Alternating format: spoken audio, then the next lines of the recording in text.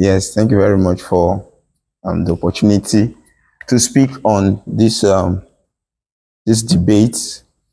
And for me, I want to say it has been a great privilege for me to share my thoughts on these issues because they are actually thoughts that have been with me for close to 3 decades now. Yes, and I'm privileged, of course, to be here with my mentor and my boss, and Dr. Anza, and you know, the first, yes, yeah, So when they said, come and speak, I said, what is Dr. Anza speaking on? They say he's on the other side of the discussion. So I said, okay, God must help me to have the courage to be on the other side of the discussion too. So that's why we're here today. But the topic is, as he said, dicey in a way, and may also look as though it's controversial. But the two things we are discussing is the inherent structure of the system and the corruption of the leaders. And I don't want to start by telling us maybe a short story of myself. I think about a decade ago, I packed my bag with joy. I got an admission to a mission school in Boko, Benue State. That's William Okobriso Secondary School. And I was going with so much expectation because my dad told me the reason why he pestered his father to get him admitted to that school. He said he had a friend in Bristol, so he visited him. So the guy said that he should come and take his bath in their bathroom, or laundry as they called it that time.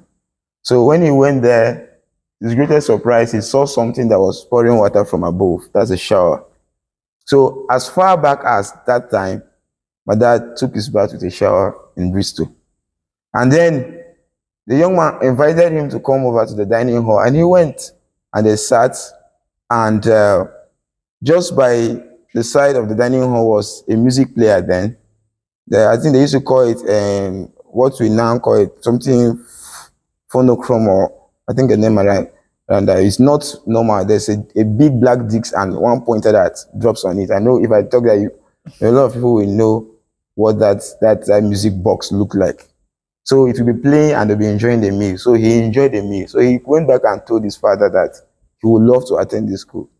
So as a father, he tried as much as possible to make it that his son attends the same school too. So here was I in Bristol, came in, entered, and the first time I was going to take my bath, I was carrying a bucket. Went to the bathroom, took my bath with a bucket. I didn't see a running shower. By evening, I was at the dining hall. I went there, got a small ration of food with no music.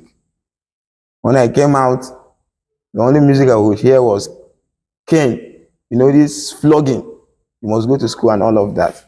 So it was a big decline, a huge decline from what my father had experienced. My father, for the records, graduated in 1976, and I graduated in 2014. So this was me in 2008.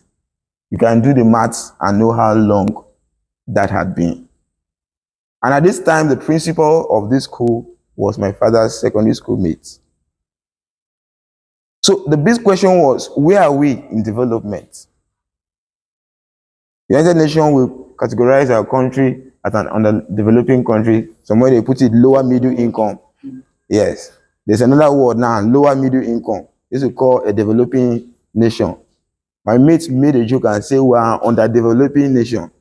I don't know whether you see the difference between a developing and underdeveloping.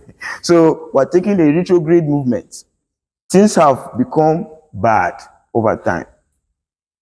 Even after the country has been handed over to us, with the systems that seemingly were there.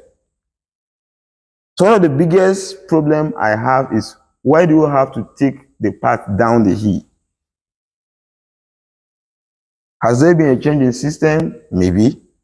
But how about the integrity of the people that are leading the system? And he puts the question. He quoted Chinua Achebe. And one among the very profound quotes of Chinua Achebe is that the biggest problem of this country, Nigeria, is simply a problem of leadership. And he said that wherever you see two Nigerians talking, they'll be complaining bitterly about leadership.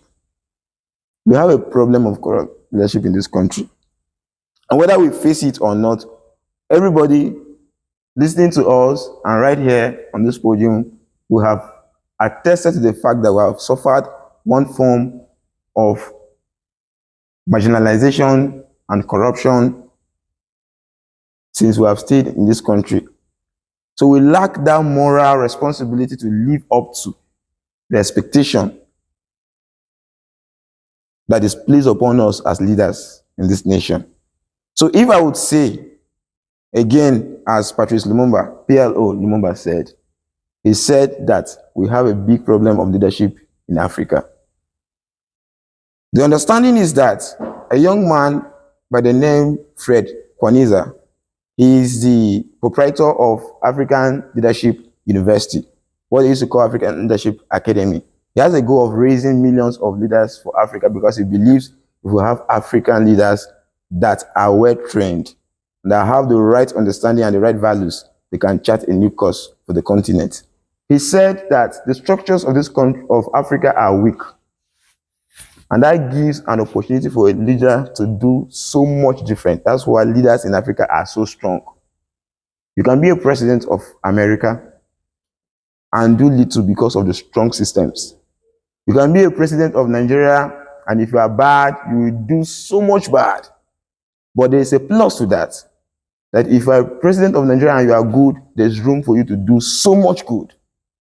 So while the system may seem weak, there's an opportunity for somebody to use the autonomy and the heavy right that are placed on the executive of the nation to insist that he will give us the change that we deserve. The nations that are standing today that are very strong in their right, they once had a form of autocracy or what we call dictatorship that existed in their places. Kings, monarchs ruling them, be it UK, yeah, they had kings before we have this organized form of government. So, those people were stringent and they had all the opportunity to build systems. So we need people who are genuine, people who have a level of integrity, who can come on board, and then we can start talking about building systems that will stand. So for me, I think before we discuss standing systems, we'll put leaders that have integrity first. Because if you build a system, the leaders are not leaders that have that integrity. The system is officially rigged because they will make an alternative path, they will make a back door. You have the thing on paper, it will not be happening.